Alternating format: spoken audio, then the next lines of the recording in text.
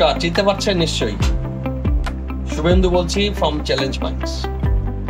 প্রায় 2 থেকে 2.5 বছর পরে আবার ফিরলাম ব্লগে। ইচ্ছে হলো যে লাস্ট 2-2.5 বছর আগে পুরো লাদাখের উপর ব্লগ করেছিলাম। প্রায় 7-8 দিনের একটা লম্বা ট্যুর ছিল সেখানে। সেই ব্লগের প্রত্যেকটা সিরিজের যে অসম ভালোবাসা কমেন্টস পেয়েছি, সেটাতে আমাকে একটু ইন্সপায়ার করেছে এবারে যে আমরা যাকে যাচ্ছি, যদি কেমন হয় যদি আবার আমরা একটা ব্লগ করি। ঠিক সেইভাবে আজকে শুরু করলাম এই ব্লগের বিষয়বস্তু নিয়ে আলোচনা করার জন্য। এইবারে গন্তব্যস্থান হচ্ছে আমাদের রাজস্থান, সোনার কেল্লা। সবাই দেখেছি, আমিও দেখছি, সবাই দেখেছি। যেমন তখন থেকে একটা সুপ্ত বাসনা ছিল ওই রাজস্থানে যাব, সোনার কেল্লা দেখবো, আর সোনার বাটি কেমন হয় দেখবো। এখন বুঝতে পারি সোনার বাটি আসলে সোনার বাটি নয়, ওটা অন্য একটা মেটেরিয়াল, যেটাকে দেখতে সোনার মতো। বা উটের পিঠে ওঠার যে অভিজ্ঞতা, সেটাও করতে হবে। এই ভাবনা থেকে আমরা আবার এবারে রাজস্থান যাওয়ার প্ল্যান করেছি। আগামী শনিবার 27শে সেপ্টেম্বর আমরা বেরোচ্ছি রাজস্থান উদ্দেশ্যে। সেই আগের বারের মতোই 3টে ফ্যামিলি আমরা যাচ্ছি। আমার ফ্যামিলি মানে আমি, আমার ওয়াইফ রূপা, আমার ছেলে সায়ন্তন এবং তার সঙ্গে আমার মেয়ে সায়ন্তিকা, আমার বড় ভাই, আমার বৌদি, আমার ভাইজি রাই। এর সঙ্গে যে যার ধারাই এই ট্যুরটাই হবে না, যার ইন্সপিরেশনের ট্যুরটা হচ্ছে অঙ্কুর, মানে হচ্ছে আমার আরেক ভাইজির হাজবেন্ড এবং তাদের পুরো ফ্যামিলি, দাদা, দিদি এবং টিনটিন। শুরু করছি হচ্ছে এই শনিবার দিন। যেরকম বললাম, আমরা শুরু করছি রাত 2টার সময়। আর প্রশ্ন আসতে পারে এত রাত সকাল সকাল কেন শুরু করছি। কারণটা হচ্ছে আমাদের প্রথম দিন ডেস্টিনেশন লখনৌ, প্রায় 1050 কিলোমিটার মতো প্রথম দিনের জার্নি। আর সকালবেলা শুরু করার একটাই হচ্ছে উদ্দেশ্য, যেন আমরা লো ট্রাফিকটা অ্যাজ মাচ অ্যাজ পসিবল আমরা এটাকে ইউটিলাইজ করতে পারি এবং 9টার মধ্যে, মানে সকাল 9টার মধ্যে যেন ঝাড়খণ্ডের হাফ ক্রস করে দিতে পারি। যদি সেটা করতে পারি তাহলে আমার টার্গেট হচ্ছে রাত্রি 10টার মধ্যে লখনৌতে ইন করে। আর যদি সেটা করতে পারি তাহলে ভালো মতো রেস্ট নিয়ে পরের দিন সকালে আমাদের নেক্সট ডেস্টিনেশনে পাড়ি দেব। তো এই উদ্দেশ্য নিয়ে আমাদের এই টোটাল জার্নিটা। আমি খুব তাড়াতাড়ি আপনাদের একটু আইটিনারিটা বলে দিই, একটু দেখে দেখে বলতে হবে। প্রথম দিন যেরকম বললাম ড্রাইভ টু লখনৌ করছি, দেন আমরা জয়পুর যাচ্ছি। পরের দিন একটু আগ্রা ভিজিট করবো, এখানে একটু স্বামী স্ত্রী সবাই মিলে একটু ছবি টবি তুলবো, নিজেদের একটুখানি ডিফারেন্ট ভাবতে হবে ওই দিনটায়। আর ডে 3-তে আমরা সাইট সিন করবো জয়পুরে। এখানে আছে Hawa Mahal, Jantar Mantar, Nahargarh fort, Amber palace, Jalmahal, Kishangarh dumping yard, এরও দেখার আছে। 4 নম্বর দিনে আমরা যাচ্ছি ড্রাইভ টু উদয়পুর। সেখানে যাচ্ছি পুষ্কর ব্রহ্মা মন্দির আর চিত্তর ফোর্ট, আমরা সেদিকে দেখবো। পরের দিন মানে ডে 6-এ আমরা দেখছি হচ্ছে drive to Kumbhalgarh, Ranakpur and Kumbhalgarh fort visit করবো সেদিকে দিনটায়। পরের দিন যাচ্ছি drive to Mount Abu, sunset point, toad rock, Nakki lake, Achalgarh fort, temple and waterfalls. 8 নম্বর দিনে আমরা যাচ্ছি drive to Jaisalmer via Kuldhara. Then আমরা সোনার কেল্লা যাবো, the ultimate destination, dream to be achieved. এই জায়গাটা যাব আমরা, এখানে স্টে করবো ডেজার্ট ক্যাম্পে অ্যান্ড ডেজার্ট সাফারি করবো, আর সেখানকার রাজনীতি ফোক গান শুনবো আমরা। তারপরের দিন মানে ডে নাম্বার 10-এ আমরা যাচ্ছি রামথানবোরের সাইট সিইং করবো এবং আমাদের পরে বিকেলের দিকে আমাদের জঙ্গল সাফারি আছে টাইগার জোনে। এই হচ্ছে আমাদের মোটামুটি ওখানে থাকার। এবার হচ্ছে ব্যাক টু হোমের দিন, আমাদের ডে 12-এ আমরা ড্রাইভ ব্যাক টু গুরগাঁও করবো। তারপরের দিন সেদিকে ওখানে স্টে করবো। 13 নম্বর দিনেতে আমরা প্রয়াগরাজে ব্যাক করবো। যদি প্রয়াগরাজে কেউ স্নান করতে চায়, আমি তো ইচ্ছা আছে আমার একবার ওখানে গিয়ে স্নানটা করার সঙ্গমে। দেন আমরা ওখান থেকে তারপরে ব্যাক। এইটা হচ্ছে মোটামুটি একটা আইটিনারি। আমি চেষ্টা করবো প্রত্যেক দিনের যে আমাদের ভিডিও থাকবে সেটাকে ব্লগের মাধ্যমে আপনাদের কাছে শেয়ার করে দেওয়া, আপনাদের শেয়ার করা। আপনারা দেখবেন দেখে আপনাদের কমেন্টস দেবেন, ভালো হোক খারাপ হোক যা খুশি, কমেন্টস ভেরি ইম্পর্টেন্ট। আর সেই দিন আমরা এবার রওনা দিচ্ছি। এখন বাজে রাত 1:54। বাইরে কিন্তু একটু আধটু বৃষ্টি হচ্ছে, যেরকম ফোরকাস্টিং ছিল যে বৃষ্টি হবে তেমনি বৃষ্টিটা হচ্ছে, কিন্তু আমাদের সব লাগেজ অলরেডি আমরা ঢুকিয়ে দিয়েছি, সুতরাং সেরকম চিন্তা কিছু নেই। এইবারে আমরা বেরিয়ে যাব। এখান থেকে প্রথমে যাবো হচ্ছে অঙ্কুরদের বাড়ি, সেখান থেকে ওদের গাড়ির সাথে আমরা মিট করবো এবং then will drive towards Lucknow. 2:17 আমরা উঠে পড়েছি ভিআইপি বাজারে। অনেক বৃষ্টি পড়ছে, তাই জন্য এই ইন্ট্রোটা এখন গাড়িতেই বসে দিই। এখানে আমার বাবা আছে, মেন আমাদের, যে আমাদেরকে রাজস্থানে নিয়ে যাবে, মেন ফারুকি। পেছনে মা, এদিকে আর বোন।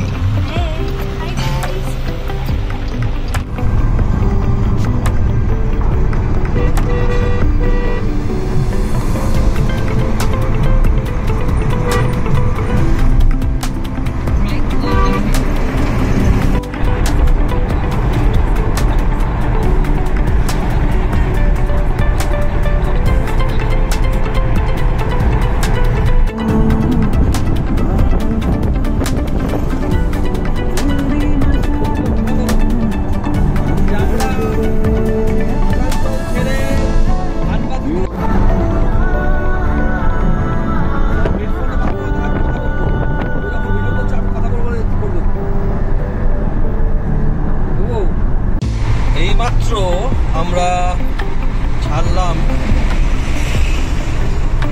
ধানবাদের একটা ইন্ডিয়ান অয়েল পেট্রোল পাম্প। আমরা দেখলাম সেখানে তেলের দাম মাত্র 97 রুপিস পার লিটার, প্রায় 8 টাকা কম কলকাতার থেকে। আমার গাড়িতে লাগলো না, কারণ আমার গাড়িটা মিরাকেল করছে আজকে। যখন সকালে শুরু করেছিলাম তখন দেখাচ্ছিল ফুল ট্যাঙ্কিতে 400 কিলোমিটার যাবে, আফটার অলমোস্ট 300 কিলোমিটার যাওয়ার পরেও নাকি ও বলছে আমাকে এখনও 350 কিলোমিটারও যাবে। জানি না, হয়তো তেল দেবতা এসে আমাকে তেল ভরে দিয়ে যাচ্ছে, কিন্তু এটাই হচ্ছে ব্যাপার। এবং গাড়ি মোটামুটি আমার চলছে 80 to 90, মাঝে মাঝে 100 ক্রস করছি এই স্পিডে। অ্যাম্পিয়ারটা মোটামুটি 1.5 to 1.7 মতো রাখার চেষ্টা করছি। 500 মিটার পরে একটা টোল গেট আছে, এখন টোল দিতে মনে হচ্ছে পকেট শেষ হয়ে যাবে, কিন্তু টোল দিতে গেল আমার গায়ে লাগছে না, কারণ যে রাস্তা তৈরি করেছে এখন কিছু জায়গায় মনে হচ্ছে তো আমি হয়তো ভারতবর্ষে আছে কিনা সেই সন্দেহ হচ্ছে, এত নিট অ্যান্ড ক্লিন আর এত সুন্দরভাবে রাস্তাটাকে তৈরি করেছে। So hats off to the road authority, এবং যারা এই রোডটাকে তৈরি করেছে, they have taken lot of their courage to build such kind of road. আমরা যাচ্ছি এবারে টোল গেট। ফাস্ট্যাগে একটা সুবিধা হয়েছে, ওই আগের মতো যে অনেকক্ষণ ধরে দাঁড়িয়ে থাকতে হতো টোল গেটের সামনে, টাকা নিত, ম্যানুয়াল প্রসেস ছিল, সেটা থেকে অনেকটাই মুক্তি হয়েছে। বেশ খুব বেশি হলে 1 থেকে 1.5 মিনিটের মধ্যেই পুরো ব্যাপারটা হয়ে যাচ্ছে। মাঝে মাঝে একটু লেট হয়, যদি অপারেটর যদি ঠিক মতো না করতে পারে তাহলে সেক্ষেত্রে লেট হয়, আদারওয়াইজ মোটামুটি ঠিকঠাকই আছে। আমাদের হিসাব মতো আর 1 ঘন্টা যে চলতে পারি আমরা, তাহলে আমাদের ব্রেকফাস্ট আমাদের করার ইচ্ছে ছিল 9টার সময়, কিন্তু কিছু প্রকৃতির ডাকে কিছু সাড়া দিতে হয়েছে মানুষকে, আমাদের সঙ্গে যারা আছে, তার জন্য একটু লেট হয়েছে। যাই হোক না কেন, এটা তো আমরা ধরেই রেখেছিলাম যে এরকম কিছু একটা হবে, তো 9টা হয়তো 9:30 বাজবে, ঠিক আছে। সেরকম কিছু খিদে পাইনি এখন অবধি। একটা ব্ল্যাক কফি খেয়ে এলাম, কেন সেই রাত্রে 12টার সময় উঠেছি, এখন বেশ চনকনেই লাগছে, ঠিক আছে। এই রোগী রইল, আবার পরবর্তীতে ভালো একটা কোনো জায়গাতে আসলে পরে আবার কথা বলবো। ধন্যবাদ। রাস্তায় একটু দাঁড়াতে হলো, কারণ হচ্ছে প্রকৃতির ডাক দিয়েছে কয়েকজন, তারা তারা গেছে, এই যে আসছে প্রকৃতির ডাকে সাড়া দিয়ে ফিরে আসছে। আর মোটামুটি কিছুক্ষণের মধ্যেই আমরা উত্তরপ্রদেশে ঢুকবো।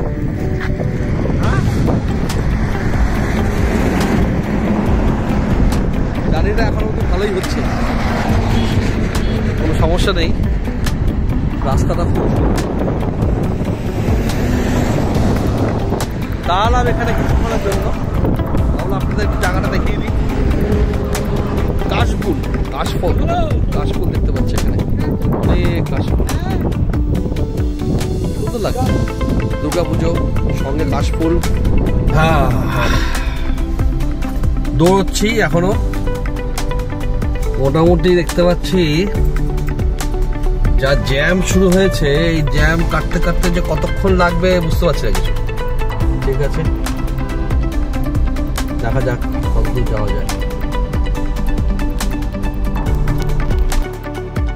আলটিমেট পৌঁছেছি, অনেক যুদ্ধ ঝামেলা করে গ্রিন প্লাজা। দুপুরের লাঞ্চ, জানতে পারলাম নবরাত্রি চলছে তাই নো নন ভেজ। ভালো, আমি এমনিতেই ভেজ ভালোবাসি, আমার জন্য ভালো লাগবে। কিছু লোকের মুখ একদম শুকনো হয়ে গেছে, কারণ নাকি ওখানে নাকি কোনো নন ভেজ আইটেম নেই।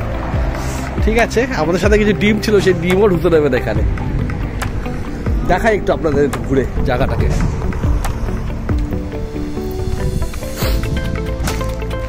মেইন রোডের ওপরেই, হাইওয়ের ওপরেই আছে, ভালো রিভিউ ছিল।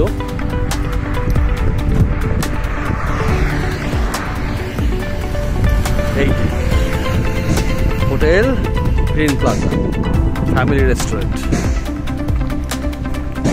গাড়িটা মানে চালাতে খুব আজকে কষ্ট হয়েছে, লাস্ট 100 কিলোমিটার মতো সম্পূর্ণ বাইপাস করে করে দিয়ে ডাইভারশন ভর্তি, জ্যাম আর ট্রাক। লাইফটাকে একদম ছিনিমিনি খেলে ফেললাম এই মুখটাতে। আলটিমেট ঢুকলাম, ভালো লাগলো যে আলটিমেট পেয়েছি। পিঠটা ব্যথা করছে, একটুখানি টানে লম্বা করে শুতে হবে এখানে। দেখা যাক কি খাবার পাওয়া যায়, তারপর আপনাদের আবার দেখাবো।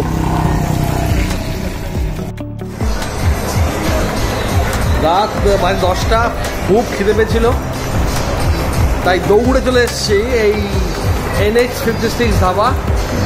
খাবার খুব ভালো লাগলো। কলকাতা থেকে এখানে পেটে খাবার একদম চুচি করছিল। খাওয়া দাওয়ার পরে পিওর একদম নন একটা ভেজ এবং নো গার্লিক নো অনিয়ন দিয়ে খুব ভালো খাবার খাইয়েছে। ধন্যবাদ তোমাকে। তোমার নাম কি? तुम्हारा नाम क्या है? सर्विसमैन रवि शर्मा। रवि शर्मा जी, बहुत अच्छा खाना है आपका। हाँ, आपका नाम क्या है? ओके, आपको जो अच्छा खाना दिया है, मन भर गया। ठीक है, हम इसको ब्लॉग में डाल देंगे। और जो भी आएंगे यहाँ पर please come here NH56 dhaba and have your dinner. Vegetarian 100% vegetarian, no garlic no onion.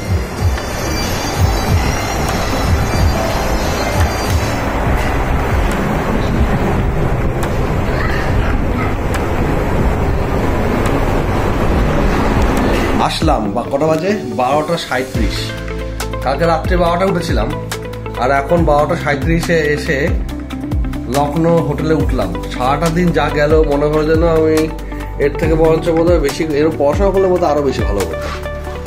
ওরে বাবা রে বাবা, কি এত না, আমি ঠিক করে নিয়েছি এরপরে 1050 কিলোমিটার একদিনে ড্রাইভ করাটা মোটো সুখবর বা ক্লান্তিকর, প্রচণ্ড। এবং সুখবর নয় তো অবশ্যই, এবং ক্লান্তিকর, এবং একটা সময় মনে হয়েছে যেন আর না করলেই ভালো হয়। রুমটা থেকে ভালো লাগছে বেশ।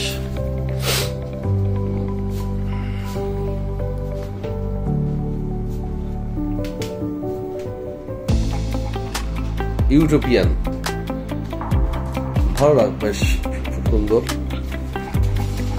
এখন আর এনার্জি নেই, তাই এখানে আজকের মতো আমি এখানেই রাখছি। কালকে সকালে যখন আমরা বেরোবো আগ্রা দেখতে, তারপর ওখানে যাবো জয়পুর, তারপর আপনাদের আরো কিছু দেখাবো। Good night.